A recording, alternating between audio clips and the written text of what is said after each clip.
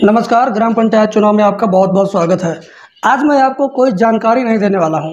आज मैं सिर्फ और सिर्फ आपसे सवाल पूछने वाला हूं और मैं ये जानता हूं कि आप सभी लोग इस टॉपिक को जानते होंगे कि पूरे देश में अग्निवीर, अग्निपथ योजना और अग्निवीर सेना, इसके बारे में पूरी चर्चा न्यूज़ चैनल पर, अखबार में और ऑफलाइन भी देखने को मिल रहा है।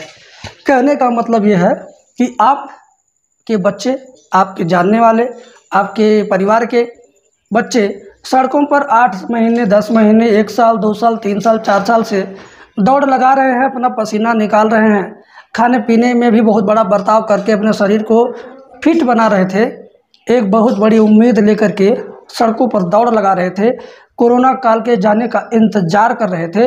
कोरोना भी चला गया, सरकार भी बदल गई, सरकार भी फिर से रिन्यूअल हो गई, सब कुछ ठीक हो गया। इसके बाद एक उम्मीद जगी।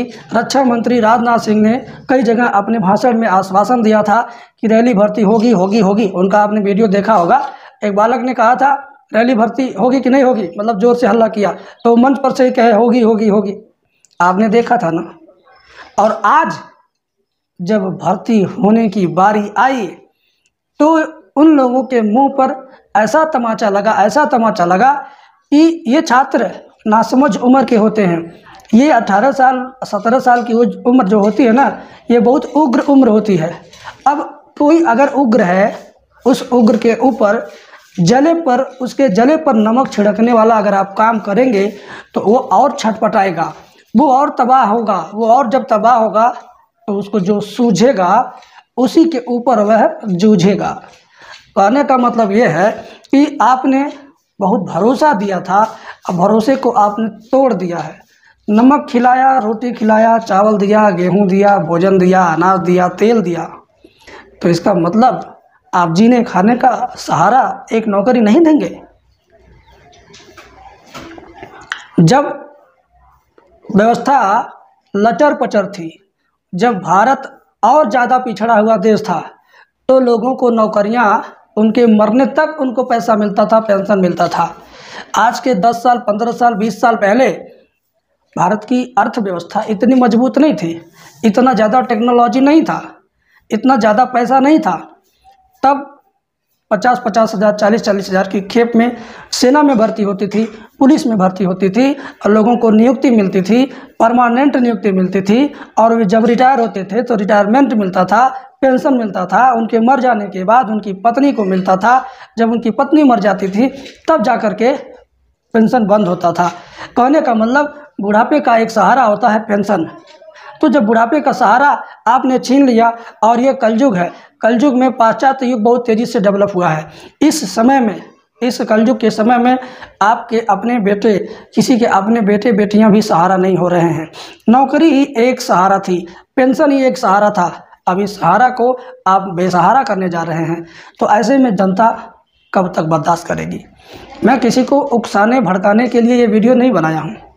मैं आपसे सवाल पूछना चाहता हूँ, आप भाजपाई हों, शुरू से भाजपाई हों, शुरू से मोदी भक्त हों, योगी भक्त हों, या आपके बच्चे फौज में न जाने वाले हों, आपके बच्चे IAS PCS या इंजीनियर डॉक्टर हों, फिर भी ज़रा आप ये सोचिए कि देश का प्रहरी, देश का रखवाला, देश का चौकीदार सीमा पर जब खड़ा होकर के बंदूक लेकर के इस भावना के साथ खड़ा होगा कि मैं अपने देश की सेवा कर रहा हूँ, मैं मर भी जाऊँगा तो मेरे बच्चे, मेरे बीवियों को सम्मान मिलेगा, एक गेट बनेगा, सड़क बनेगी और मेरा नाम अमर हो जाएगा, लेकिन मेरे बीवी बच्चों को उनके ज़िंदगी भर के खाने पीने का पेंशन जाता रहेगा। इस उम्मीद के साथ वो सेवा करता है। लेकिन वो अपने लिए केवल करता है ना, लेकिन वो आपके लिए करता है। कैसे, ज़रा सोचिए। आपने बहुत बड़ी फैक्ट्री लगा दिया, आपका बहुत बड़ा बिजनेस है, बहुत बड़ा कारोबार है, तो आप अपने बिजनेस और कारोबार में इतना ज़्यादा डेवलप कर गए हैं कि आपको चौकीदार की ज़रूरत है, पहरेदार की ज़रूरत है, सिक्योरिटी गार्ड की ज़रूरत है। आपके गेट पर चौकीदार होगा, पहरेदार होगा, सिक्योरिटी गार्ड होगा, मैं एक एग्जांपल ले रहा हूँ, तब जाकर के आप चैन की नींद सो पाते हो रात में। तब जाकर के उनके भरोसे आप छोड़ करके चले जाते हो कहीं घूमने, कहीं टहलने, विदेश की यात्रा करने, दूसरे शहर में, तीसरे शहर में जाते हो। किसके भरोसे? जिसको आपने जिम्मेदारी दिया है पहरा करने का, जो आपका प्रहरी है, उसके भरोसे जाते हो ना। अपनी संपत्ति छोड़कर। तो पूरा देश एक संपत्ति है। इस संपत्ति के बीच में आप सोते हैं, रहते हैं, खाते पीते उठते बैठते हैं, बिजनेस करते हैं, आगे बढ़ते हैं, बच्चे हैं आपके बच्चे भी पढ़ाई लिखाई कर रहे हैं। तो ये सब किसकी सुरक्षा में है? इसी आर्मी जवानों की सुरक्षा में, इन्हीं फौजियों की सुरक्षा में आप लोग सोते हैं, बैठते हैं। मोदी जी, योगी जी, सारे मंत्री और सारे विधायक, सारे नेता किसकी देन है कि चैन की नींद सो रहे हैं? बता दो जरा।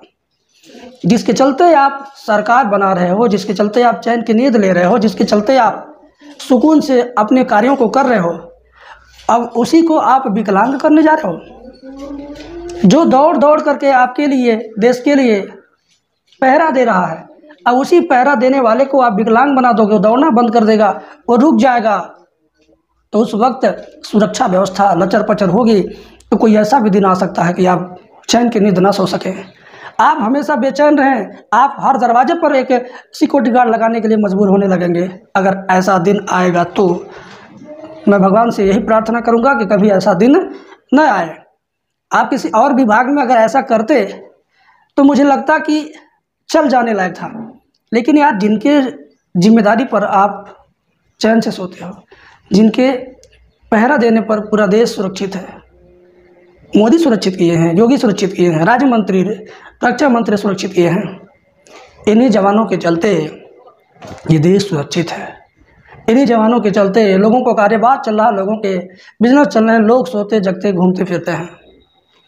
अब इन्हीं जवानों को विकलांग करके आप अपनी सुरक्षा को खतरे में डाल रहे हैं।